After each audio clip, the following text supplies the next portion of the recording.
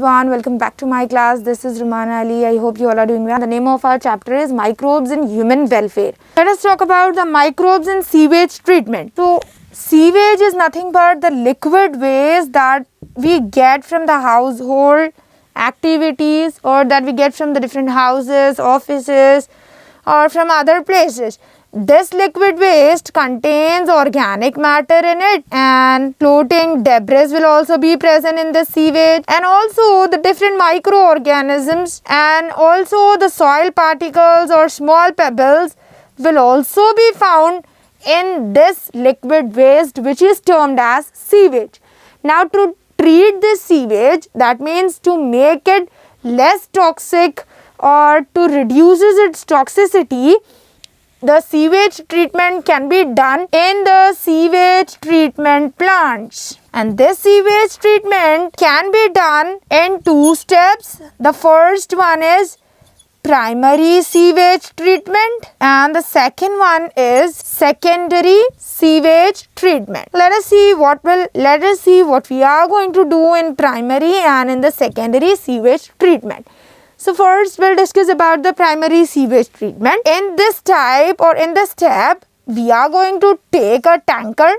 In this tanker, we'll pour the sewage by keeping a sieve over this tanker so that the floating debris which is present in the sewage can be trapped by this sieve, and remaining water that contains all the organic matter and the soil particles or the pebbles can be taken or it can be collected in this tanker. Now, to remove the soil particles or the small pebbles from this water, we are going to keep this water in the tanker for about 18 to 24 hours so that the soil particles or the other small particles that are present in this water can settles down, and this process is called as sedimentation. After the sedimentation, whatever the water which is present in this tanker or the sewage which is present in this tanker is termed as primary sludge. This primary sludge is taken in one another tanker and it is kept for some days so that the organic matter which is present in it, it can be used as a source of food by the different microbes. So, the organic matter can be used as a source, and here we can find the bacterial or the other microbial growth over this water, and these bacteria or the other microorganisms that are grown over this sewage water or that are grown over the primary sludge, they absorbs or they used all the organic matter that is present in this primary sludge so that the water will become free of organic matter. As the water doesn't contain any organic matter in it, this water is called as activated sludge. This activated sludge is a sewage water that becomes less toxic, or the toxicity of this water gets reduced by the absorption of organic matter that is present in this water after the growth of microorganism. Here what happens, the primary sludge is taken in a tanker and it is kept for a longer period of time so that the microbial growth takes place. As the microorganisms are growing, they are taking the organic matter which is present in this primary sludge and they use this organic matter as a source of food. Now, this water is called as, this sewage is called as activated sludge, and this sewage or this activated sludge becomes less toxic so that it can transport to the different natural water bodies like rivers, lakes or ponds.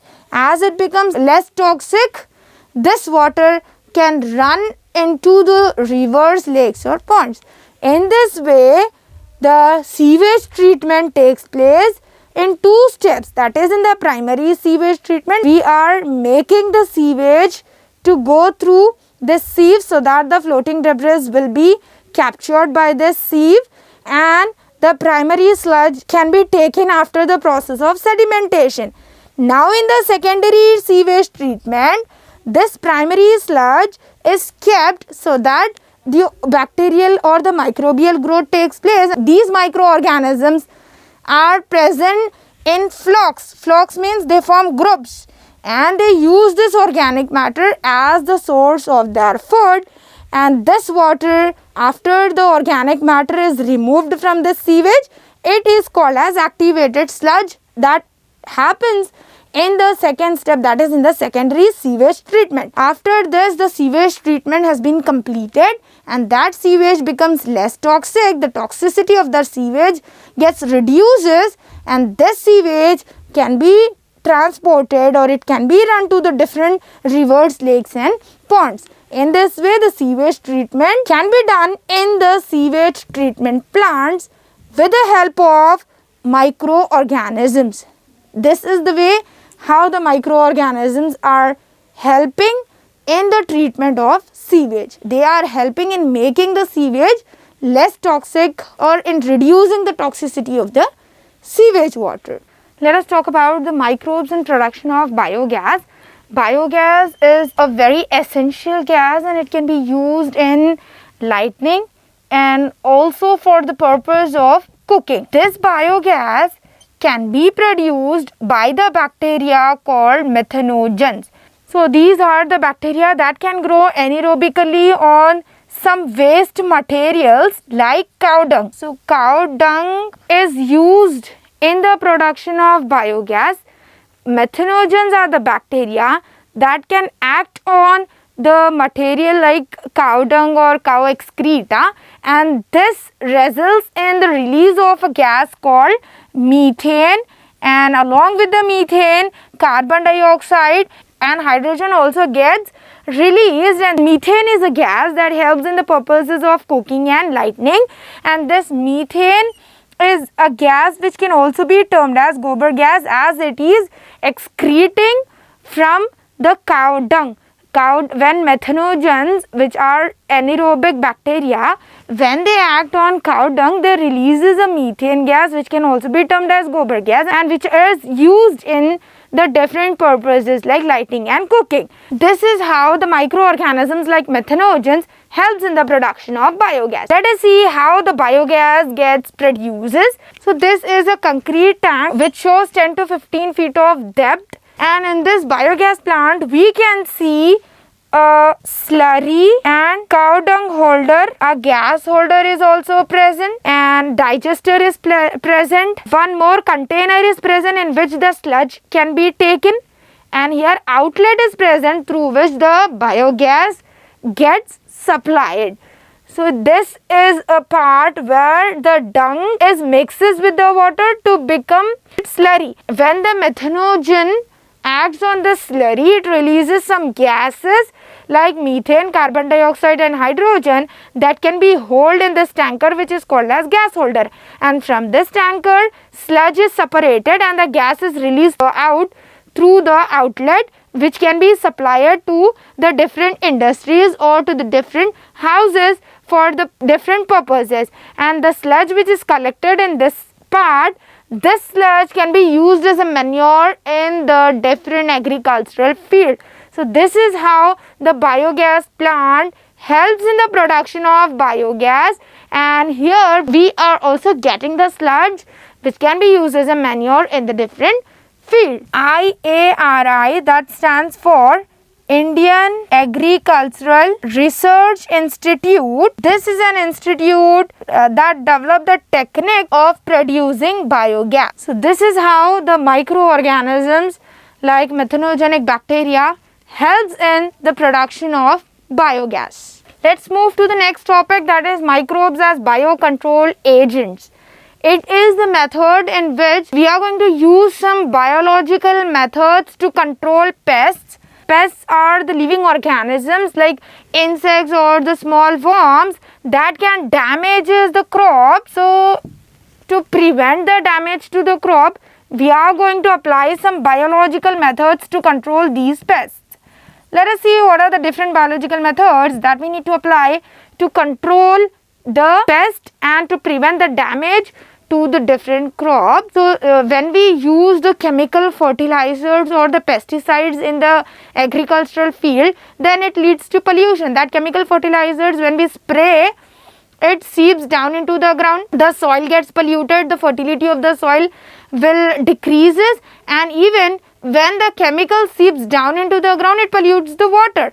In this way, it causes pollution. So instead of using chemical fertilizers or the pesticides, we can go for certain biological methods like using biopesticides or using some biocontrol agents like insects. Certain insects are present that can eat the larvae of the pests.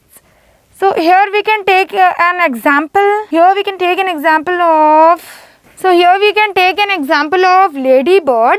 Ladybird is an insect that can eat the larvae of aphids, and dragonflies are the insects that can eat the larvae of mosquitoes. In this way, they are controlling the growth of pests like aphids and mosquitoes. Aphids and mosquitoes are the pests that can damage the crops.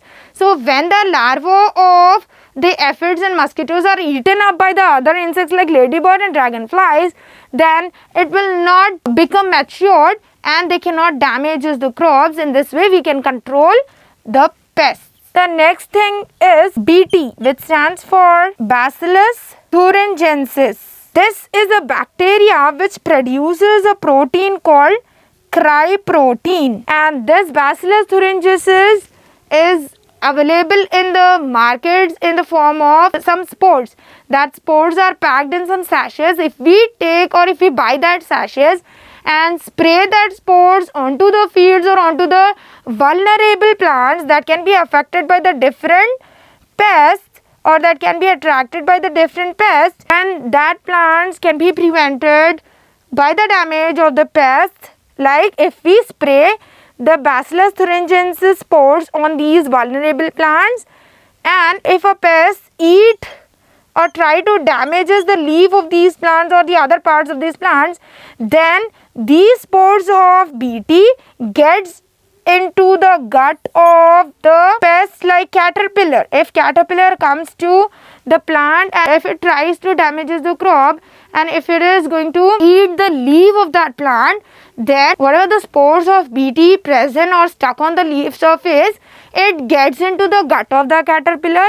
When it reaches the gut, the alkaline pH of the gut makes the BT toxic, and as the BT becomes toxic in the gut of the caterpillar, it kills the caterpillar. The death of the caterpillar takes place by the entry of BT into its mouth. In such a way, we can control the different pests or the insects in the agricultural field by using the different biocontrolling agents. And some scientists, they are developing disease or pest resistant plants like BT cotton and BT brinjal by the process of hybridization. They are isolating BT gene, which is responsible for the production of cryprotein, and they introduce that genes into the different plants by which they are developing pest resistant plants like BT cotton and BT brinjal. In such a way, by using all these biocontrol agents, the farmers or the other people can control the pests. They can prevent the damage to the different crops. Let us talk about the microbes as biofertilizers. Biofertilizers are the organisms that enriches the nutrient content of the soil. It makes the soil more fertile by adding the different nutrients to it. Here we can take the examples of bacteria, fungi and cyanobacteria. These are the different microorganisms that acts as biofertilizers and that helps in making the soil more fertile and in adding the nutrients to the soil. So here let us take some examples like rhizobium. Rhizobium is a bacteria which shows the symbiotic association with the root nodules of the leguminous plant. In the leguminous plants, we can find some nodule-like structure on the roots, and these structures are due to the accumulation of rhizobium bacteria. So these rhizobium bacteria forms the root nodules and they show symbiotic association. Symbiotic association means the organism and the plant, both of them will be benefited for each other. The rhizobium which is present in the root nodules of the leguminous plant fixes the nitrogen that can be used up by the plants, and in turn the plants produces space for the rhizobium to live, and it also provides food to this rhizobium bacteria. In such a way we can find the symbiotic association between the rhizobium and the roots of leguminous plant. The next example is Azotobacter and Azospirillum.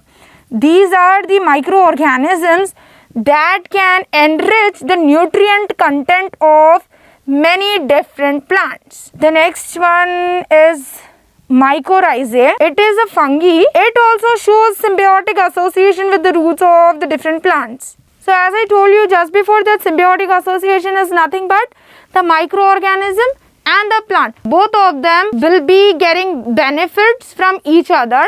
So here the mycorrhiza is a fungi which can fixes the nitrogen, and in turn the plants gives or provides food to this fungi called mycorrhizae. Last one is cyanobacteria.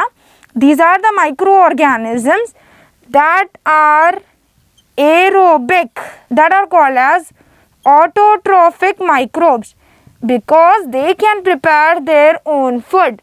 They prepare their own food. They do not depend on others for their food requirement. So they are called as autotrophic microbes, and we can take the examples of nostoc, Anabaena, Oscillataria. All these are the cyanobacteria which are autotrophic microbes. These cyanobacteria fixes the atmospheric nitrogen into the plants, due to which many different biological activities can be done by the plant, because the nitrogen requirement is getting fulfilled by the cyanobacteria in the different plants. These microorganisms called cyanobacteria, they can also improve the soil quality and makes the soil more fertile by adding the different nutrients to it. In such a way, all these microorganisms are acting as a biofertilizers, as they are adding up certain nutrients to the soil that can be available for the plants to carry out the different processes. So here rhizobium is a bacteria that shows the symbiotic association with the root nodules of leguminous plant and helps in the fixation of nitrogen. Azotobacter and Azospirillum are also the microorganism that can enriches the nutrient medium of the soil, and mycorrhizae is a fungi that shows the symbiotic association with the other plants. Cyanobacteria is also a microorganism which are autotrophic microbes and which can fixes the atmospheric nitrogen, or which can fixes the nitrogen into the different plants, and it also helps in improving the quality of the soil and makes the soil more fertile. So this is how the different microorganisms or the microbes are acting as a biofertilizers, and they are very useful. They are beneficial for the human welfare. So here the chapter microbes in human welfare ends. That's all for today. Thank you.